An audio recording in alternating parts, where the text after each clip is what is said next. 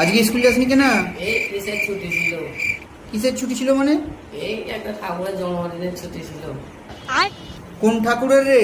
এই স্কুলে একটা কি ঠাকুরের জন্মদিন ছিল বললো। দাঁড়াও ভেবে বলি কি একটা ঠাকুরের বললো। মনে পড়লো রে? হরিচাঁদ ঠাকুরের না প্যারিচাঁদ ঠাকুরের জন্মদিন ছিল। হ্যাঁ রে, এরকম ঠাকুরের নাম তো শুনিনি রে কখনো। আমি কি শুনেছি চাই, নাহলে নামটা বলতে পারতুম না। তবু ভালো করে ভেবে বল কোন ঠাকুর ছিল।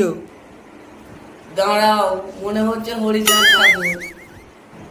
দাঁড়া, গুগলে সার্চ করে দেখি হরিচাঁদ ঠাকুর বলে কেউ আছে কিনা। দেখো। হ্যাঁ রে, আমরা যখন স্কুলে পড়তাম এরকম কোনো ঠাকুরের জন্মদিনে ছুটি ছিল বলে তো আমার মনে পড়ছে না। তোদের বেলায় কি আবার নতুন করে সব ঠাকুর জন্মাচ্ছে না কি রে? আমাকে কি বলছো? স্কুলের মাস্টার কে বলো যে এটা নতুন করে কোন ঠাকুর উদয় হলো। আমার ছুটি রয়েছে তাই স্কুল যাইনি।